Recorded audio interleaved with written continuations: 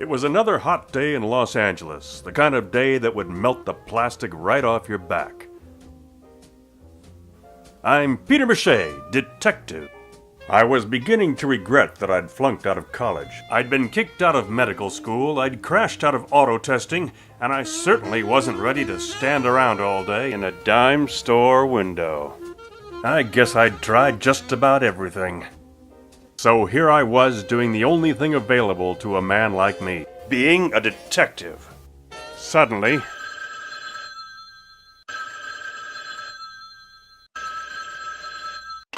Hello, Peter. You don't know who I am. Just call me Mr. Doll. I've got a job for you. Play ball with me and I'll pay you big time. what job? I'm getting to that. Wait, aren't I leaving a message? Oh, sorry.